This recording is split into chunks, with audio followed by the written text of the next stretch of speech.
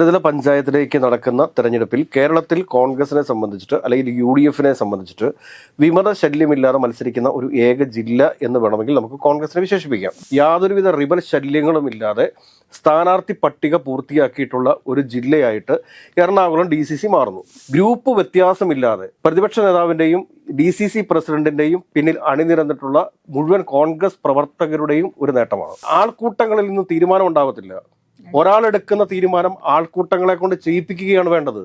അതാണ് മുഹമ്മദ് ഷിയാസ് ചെയ്തുകൊണ്ടിരിക്കുന്നത്. കോൺഗ്രസിനെ അറിയാവുന്ന മുഴുവൻ ആളുകളും മുഹമ്മദ് ഷിയാസിന് പിന്നിൽ അണിനിരക്കുന്നുണ്ട്. നമസ്കാരം. എറണാകുളം ജില്ലയിൽ കോൺഗ്രസ് വിമത ശല്യമില്ലാതെ മത്സരിക്കാൻ പോകുന്ന തരത്തിലുള്ള വാർത്തകൾ വരുന്നുണ്ട്. എന്താണ് ഇതിനെ കുറിച്ച്? ത്രിതല പഞ്ചായത്തിലേക്ക് നടക്കുന്ന തെരഞ്ഞെടുപ്പിൽ കേരളത്തിൽ കോൺഗ്രസിനെ സംബന്ധിച്ചിട്ട് അല്ലെങ്കിൽ UDFിനെ സംബന്ധിച്ചിട്ട് വിമത ശല്യമില്ലാതെ മത്സരിക്കുന്ന ഒരു ഏക ജില്ല എന്ന് വേണമെങ്കിൽ നമുക്ക് കോൺഗ്രസിനെ വിശേഷിപ്പിക്കാം. അപ്പോൾ പല ആളുകളും ചോദിച്ചേക്കാം, ഇന്ന സ്ഥലത്ത് വിമതരുണ്ടല്ലോ, ഇന്ന സ്ഥലത്ത് വിമതരുണ്ടല്ലോ എന്നൊക്കെ. പക്ഷേ അവരെന്നൊക്കെ പറഞ്ഞു കഴിഞ്ഞാൽ കോൺഗ്രസ് സംസ്കാരമോ കോൺഗ്രസ് പാരമ്പര്യമോ ഉള്ള ആളുകളായിരിക്കാൻ സാധ്യതയില്ല. കഴിഞ്ഞ പ്രാവശ്യത്തെ 2020 നടന്നിട്ടുള്ള ത്രിതല പഞ്ചായത്തിലേക്കുള്ള തെരഞ്ഞെടുപ്പിൽ ആദ്യമായിട്ട് ഇങ്ങനെയുള്ള ആളുകളെയൊക്കെ കോൺഗ്രസ് മത്സര രംഗത്തേക്ക് കൊണ്ടുവരുന്നു. ആ 5 വർഷം അവർ പൂർത്തിയാക്കിയതിനു ശേഷവും ആ വാർഡിൽ അല്ലെങ്കിൽ ആ ഡിവിഷനിൽ അവരെ കുറിച്ച് വളരെ മോശപ്പെട്ട അഭിപ്രായം വരുന്ന സാഹചര്യത്തിൽ അല്ലെങ്കിൽ എതിർപ്പുകൾ വരുന്ന സാഹചര്യത്തിൽ അവരെ മാറ്റി നിർത്തുക എന്ന് പറഞ്ഞാൽ സ്വാഭാവികമായിട്ടുള്ള ഒരു പാർട്ടി നടപടിയാണ്. അപ്പൊ അങ്ങനെയുള്ള പാർട്ടി നടപടികൾ സ്വീകരിച്ച് മാറ്റി നിർത്തിയവർ അല്ലാതെ യാതൊരുവിധ എതിർപ്പുകളും ഇല്ലാതെ യാതൊരുവിധ റിബൽ ശല്യങ്ങളും ഇല്ലാതെ സ്ഥാനാർത്ഥി പട്ടിക പൂർത്തിയാക്കിയിട്ടുള്ള ഒരു ജില്ലയായിട്ട് എറണാകുളം DCC മാറുന്നു. എറണാകുളം DCCക്ക് നേതൃത്വം കൊടുക്കുന്നത് മുഹമ്മദ് ഷിയാസ് ആണ്. അതോടൊപ്പം തന്നെ എറണാകുളം ജില്ലയുടെ ചുമതലയുണ്ടായിരുന്നത്, പ്രത്യേകിച്ച് എറണാകുളം കോർപ്പറേഷന്റെ ചുമതല ഉണ്ടായിരുന്നത് പ്രതിപക്ഷ നേതാവ് ശ്രീ VD സതീശനായിരുന്നു. എത്ര മനോഹരമായിട്ടാണ് കോർപ്പറേഷനിലെ സീറ്റ് വിഭജനവും അതോടൊപ്പം തന്നെ വോട്ട് ചേർക്കൽ പ്രക്രിയയും നടന്നത് എന്ന് ചോദിച്ചു കഴിഞ്ഞാൽ കേരളത്തിന് മുഴുവൻ മാതൃകയാകുന്ന രീതിയിലാണ്. ഇടതുപക്ഷ ജനാധിപത്യ മുന്നണി വരെ, അതായത് CPM വരെ ശക്തമായ എതിർപ്പുകൾ ഉന്നയിച്ചു. ആർക്കെതിരെ? ഈ കോൺഗ്രസിനെതിരെ. കോൺഗ്രസ് കള്ള വോട്ടുകൾ ചേർത്തു എന്ന് പറഞ്ഞു. മുക്കിനും മൂലയിലും എത്തി വോട്ടില്ലാത്ത ആളുകളെ കണ്ടുപിടിച്ച് അവരെ വോട്ടേഴ്സ് ലിസ്റ്റിൽ പേര് ചേർക്കുന്ന ഒരു കൃത്യമായ ഒരു നടപടിക്രമം അത് ശ്രീ VD സതീശനും മുഹമ്മദ് ഷിയാസിനും അവകാശപ്പെട്ടതാണ്. അതോടൊപ്പം തന്നെ ഗ്രൂപ്പ് വ്യത്യാസമില്ലാതെ പ്രതിപക്ഷ നേതാവിൻ്റെയും DCC പ്രസിഡന്റിന്റെയും പിന്നിൽ അണിനിരന്നിട്ടുള്ള മുഴുവൻ കോൺഗ്രസ് പ്രവർത്തകരുടെയും ഒരു നേട്ടമാണ്. ഒരു കാലഘട്ടത്തിലും എറണാകുളം കോർപ്പറേഷനിൽ നടത്താത്ത രീതിയിലുള്ള തെരഞ്ഞെടുപ്പ് ഒരുക്കങ്ങളാണ് ഈ കോൺഗ്രസ് പാർട്ടി ഇപ്രാവശ്യം ചെയ്തിരിക്കുന്നത് എന്ന് നമുക്കറിയാൻ വേണ്ടി സാധിക്കും. പല കോൺഗ്രസ് പ്രവർത്തകരോട് ചോദിക്കുമ്പോഴും അവരുടെ ആവേശം കെട്ടുപോയിട്ടില്ല. അവരുടെ ആവേശം ഇങ്ങനെ അതിന്റെ ഉന്നതിയിൽ നിൽക്കുകയാണ്. അവർക്ക് പ്രതീക്ഷയാണ് ഇത്തവണ കോർപ്പറേഷൻ ഉറപ്പായിട്ടും തിരിച്ചുപിടിക്കാൻ സാധിക്കുമെന്നൊക്കെ. പണ്ടൊക്കെ എന്ന് പറഞ്ഞു കഴിഞ്ഞാൽ ഏതെങ്കിലും ഒരു ഡിവിഷനിൽ സ്ഥാനാർത്ഥിയെ പ്രഖ്യാപിച്ചു കഴിഞ്ഞാൽ അവിടെ 2ഉം 3ഉം സ്ഥാനാർത്ഥികളൊക്കെ റിബലുകളായിട്ട് വരുന്നൊരു കാഴ്ചയുണ്ടായിരുന്നു. പക്ഷെ അതിൽ നിന്നൊക്കെ വളരെ വ്യത്യസ്തമായിക്കൊണ്ട് തന്നെ കൃത്യമായിട്ട്, അതായത് അർഹതയുള്ളവരെ തന്നെ കണ്ടെത്തി അവരെ സ്ഥാനാർത്ഥിയാക്കാൻ വേണ്ടിയിട്ട് കോൺഗ്രസിന് സാധിച്ചിട്ടുണ്ട്. അത് VD സതീശന്റെ ഒരു വലിയ നേട്ടമായിട്ട് തന്നെ നമ്മൾ കാണേണ്ടി വരും. കോൺഗ്രസ് പാർട്ടിക്കകത്ത് VD സതീശൻ ഇന്ന് അവഗണന നേരിട്ടുകൊണ്ടിരിക്കുന്ന ഒരു സമയമാണ് എങ്കിൽ തന്നെയും എറണാകുളം കോർപ്പറേഷനിൽ അദ്ദേഹം നടത്തിയിട്ടുള്ള ഈ ഒരു പ്രവർത്തനങ്ങളെ നമുക്ക് പ്രോത്സാഹിപ്പിക്കാതിരിക്കാൻ അല്ലെങ്കിൽ കയ്യടി നൽകാതിരിക്കാനായിട്ട് സാധിക്കത്തില്ല. അതിനുശേഷം പിന്നീട് മുഹമ്മദ് ഷിയാസിനെതിരെ ചില ആരോപണങ്ങളൊക്കെ ഉയർന്നു വന്നു. തികച്ചും അടിസ്ഥാനരഹിതമാണ് ഈ ആരോപണം എന്ന് പറയേണ്ടി വരും. ജില്ലാ പഞ്ചായത്ത് ഡിവിഷനുകളിലേക്ക് നടന്നിട്ടുള്ള സീറ്റ് വിഭജനം അത് കൃത്യമായി പൂർത്തീകരിക്കാനായിട്ട് ജില്ലാ കോൺഗ്രസ് കമ്മിറ്റിക്കും ജില്ലാ UDFിനും സാധിച്ചിട്ടുണ്ട്. ഇപ്പൊ എനിക്ക് തോന്നുന്നു കീഴ്മാട് ഡിവിഷനെ ചൊല്ലി, ജില്ലാ പഞ്ചായത്ത് കീഴ്മാട് ഡിവിഷനെ ചൊല്ലി വലിയ അഴിമതി ആരോപണങ്ങളൊക്കെ മുഹമ്മദ് റിയാസിനെതിരെ ഉയർന്നു വരുന്നുണ്ട്. അതിനകത്ത് ഒരു അടിസ്ഥാനവും ഇല്ല എന്നുള്ള കാര്യം അവിടെയുള്ള കോൺഗ്രസ് പ്രവർത്തകർക്കറിയാം.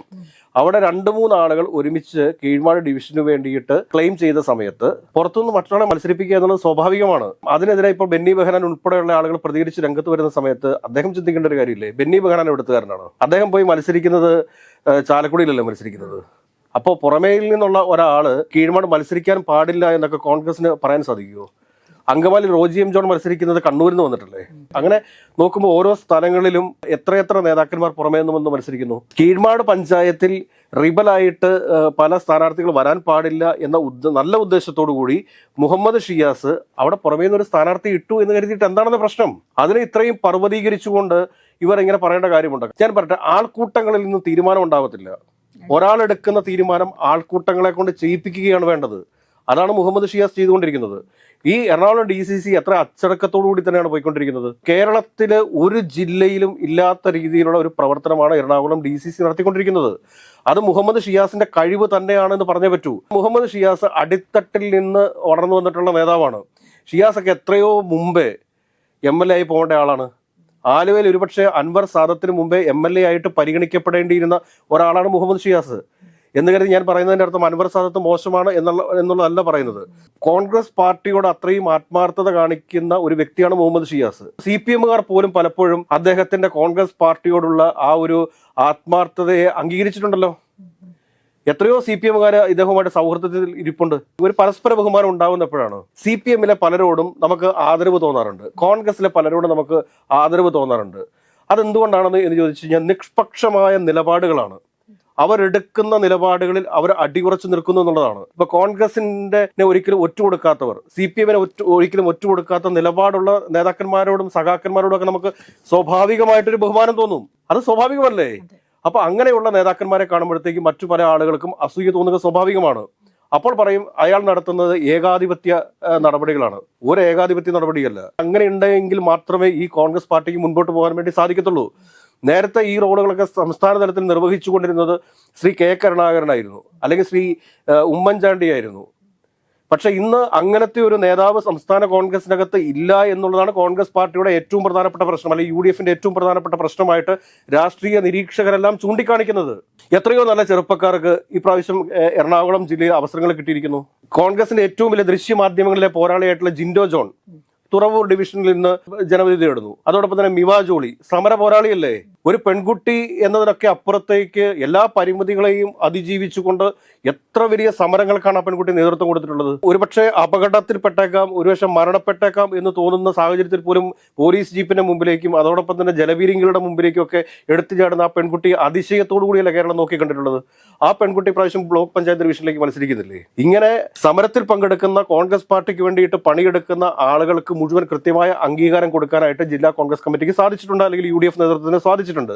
പക്ഷെ ഇതൊക്കെ കാണുമ്പോഴത്തേക്ക് അടുക്കളയിൽ ഉണ്ടുമുറങ്ങിയും കിടന്ന് ഇരിക്കുന്ന കുറെ നേതാക്കന്മാരുണ്ട്. അവരെ സംബന്ധിച്ച് അവർ കണ്ടിരിക്കുന്ന സംഘടനാ പ്രവർത്തനം, രാഷ്ട്രീയ പ്രവർത്തനം എന്ത് എന്ന് ചോദിച്ചു കഴിഞ്ഞാൽ ഏതെങ്കിലും നേതാവ് വന്നിറങ്ങുമ്പോൾ ആ നേതാവിന്റെ പെട്ടി പിടിക്കുക, അതല്ലെങ്കിൽ വന്നിറങ്ങുന്ന നേതാവിന് താമസ സൗകര്യം ഒരുക്കുക, അല്ലെങ്കിൽ വന്നിറങ്ങുന്ന നേതാവിന് വാഹന സൗകര്യം ഒരുക്കുക.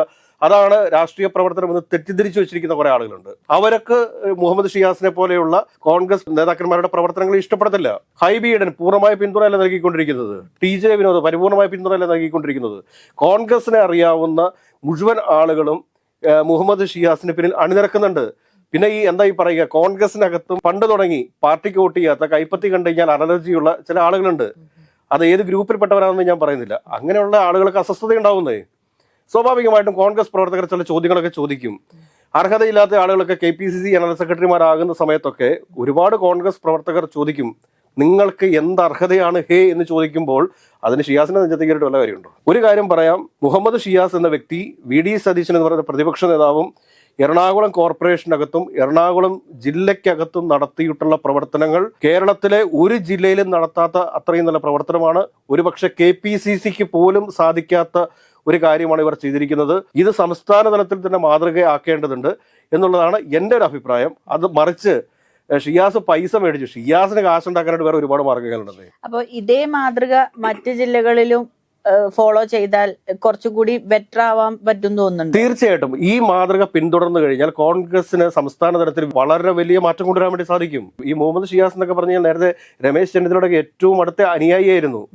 രമേശ് ചെന്നിത്തലയുടെയൊക്കെ ഒരു പ്രവർത്തന പാരമ്പര്യം കണ്ടു വളർന്നിട്ടുള്ള ഒരു നേതാവാണ് ഈ മുഹമ്മദ് ഷിയാസ് എന്ന് പറയുന്നത്. അപ്പോൾ അദ്ദേഹത്തെ നമുക്ക് വില കുറച്ച് കാണാൻ വേണ്ടി സാധിക്കത്തില്ല.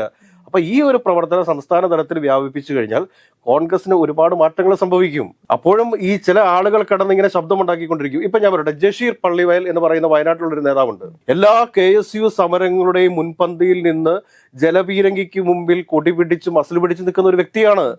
ഏത് സമയത്തും രാഷ്ട്രീയ എതിരാളികളെ വെല്ലുവിളിക്കുന്ന ഒരു യുവത്വമാണ് ഈ ജഷീർ പള്ളിവയൽ എന്ന് പറയുന്നത്. ആ ജഷീർ പള്ളിവയലിന് പോലും ഫേസ്ബുക്കിനകത്ത് പാർട്ടിക്ക് എതിരെ എന്ന് ഞാൻ പറയുന്നില്ല, പക്ഷെ പാർട്ടി തിരുത്തണം എന്ന് പറഞ്ഞുകൊണ്ട് ഫേസ്ബുക്ക് പോസ്റ്റ് ഇടേണ്ടി വരുന്നു എങ്കിൽ അവസ്ഥ ആലോചിച്ച് നോക്കി. അവിടെ ഇപ്പൊ കുറച്ചധികം കോൺഗ്രസ്സുകാർ ഇതേപോലത്തെ പോസ്റ്റുകൾ ഇട്ട് വരുന്നുണ്ട് വയനാട്ടിൽ. ഇത് പ്രധാനപ്പെട്ട കാരണം എന്താ പറയുക, അടിത്തട്ടിൽ പ്രവർത്തിക്കുന്ന കോൺഗ്രസ് പ്രവർത്തകരെ അംഗീകരിക്കാതെ ഈ പാർട്ടി നേതാക്കന്മാരുടെ പെട്ടി പിടിക്കുന്ന ചില ആളുകളെ സ്ഥാനാർത്ഥികളാക്കുമ്പോൾ സ്വാഭാവികമായിട്ടും പ്രശ്നം ഉണ്ടാവും. ഒരു കാര്യം കോൺഗ്രസ് പാർട്ടിയും KPCC ഒക്കെ മനസ്സിലാക്കേണ്ടത് എന്താണെന്ന് വെച്ച് കഴിഞ്ഞാൽ, വയനാട്ടിലൊക്കെ CPM നടത്തിയിരിക്കുന്ന പ്രവർത്തനങ്ങൾ ചിട്ടയായിട്ടുള്ള പ്രവർത്തനങ്ങളാണ്. കോൺഗ്രസിന്റെ ഓരോ ന്യൂനതകളെയും കൃത്യമായിട്ട് കണ്ടുകൊണ്ടാണ് അവിടെ പ്രവർത്തിക്കുന്നത്. മുസ്ലിം ലീഗിൽ നിന്ന് പോലും പല ആളുകളും ഇടതുപക്ഷ അനുകൂല നിലപാടുകൾ സ്വീകരിക്കുന്നുണ്ട്. കോൺഗ്രസിന്റെ പല വിമത ആളുകളെയും കണ്ടെത്തിക്കൊണ്ട് CPM അവിടെ സ്ഥാനാർത്ഥിയാക്കുന്നുണ്ട്. ഇതൊന്നും കാണാതെ പോകരുത്. ഒരുപക്ഷെ അവിടെ IC ബാലകൃഷ്ണൻ പറയുന്നതാണ് അവസാന വാക്കെന്നൊക്കെ കോൺഗ്രസ് പാർട്ടി തെറ്റിദ്ധരിച്ചു പോകരുത്. അത് തെറ്റായിട്ട് പോവും, അബദ്ധമായിട്ട് മാറും. അപ്പോൾ സംസ്ഥാനത്തുടനീളം പല സ്ഥലങ്ങളിലും അടിത്തട്ടിൽ പ്രവർത്തിക്കുന്ന പാർട്ടി പ്രവർത്തകരെ ഒഴിവാക്കിക്കൊണ്ട് നേതാക്കന്മാരുടെ പെട്ടി പിടിക്കുന്ന അല്ലെങ്കിൽ പണം നൽകുന്ന ആളുകളെയൊക്കെ സ്ഥാനാർത്ഥിയാക്കുന്ന ഒരു രീതിയുണ്ട്. ആ രീതി മാറ്റാൻ വേണ്ടിയിട്ട് തയ്യാറാവണം. ഒരു കാര്യം മനസ്സിലാക്കിയേ, KPCC പ്രസിഡന്റ് KPCC ഓഫീസിൽ ഇല്ല എന്ന് പറഞ്ഞുകൊണ്ട് കഴിഞ്ഞ ആഴ്ച നമ്മളൊരു വാർത്ത കൊടുത്തിരുന്നു. അതിന്റെ അടിസ്ഥാനത്തിൽ ഇപ്പൊ KPCC പ്രസിഡന്റ് അതിന്റെ ഷെഡ്യൂൾ തന്നെ പ്രസിദ്ധീകരിക്കേണ്ട ഒരു ഗതികേടിലേക്ക് വന്നു. എന്തൊരു ഗതികേടാണെന്ന് ആലോചിച്ച് നോക്കിയേ. ഞാൻ KPCC ഓഫീസിലുണ്ട് എന്ന് പറഞ്ഞുകൊണ്ട് ഷെഡ്യൂൾ പുറത്തിറക്കേണ്ട ഒരു ഗതികേട് എന്ന് പറയുമ്പോഴത്തേക്ക് ഒന്ന് ആലോചിച്ച് നോക്കിയേ. ഏതൊക്കെയാലും ഒരു കാര്യം പറയാം, മുഹമ്മദ് ഷിയാസ് കീഴ്മാട് ജില്ലാ പഞ്ചായത്തിന്റെ പേരിൽ 1 രൂപ പോലും ഒരാളുടെ കയ്യിൽ നിന്ന് കൈപ്പറ്റിയിട്ടില്ല എന്നുള്ള കാര്യം 100% ഉറപ്പാണ്. കാരണം മുഹമ്മദ് ഷിയാസിന് പൈസ ഉണ്ടാക്കണമെന്നുണ്ടെങ്കിൽ അതിന് ഒരുപാട് മാർഗങ്ങളുണ്ട്. ആ മാർഗം അദ്ദേഹത്തിന് കൃത്യമായിട്ട് അറിയാം. അങ്ങനെയൊക്കെ പൈസ സമാഹരിച്ചുകൊണ്ട് തന്നെയാണ് അദ്ദേഹം എറണാകുളത്തെ DCCയുടെ പ്രവർത്തനങ്ങളെ മുൻപോട്ട് കൊണ്ടുപോകുന്നത് എന്നുള്ളതാണ് ഞാൻ മനസ്സിലാക്കിയിട്ടുള്ളത്. അത് അങ്ങനെ തന്നെ ആവാനാണ് സാധ്യതയും എന്ന് ഞാൻ കരുതുന്നു.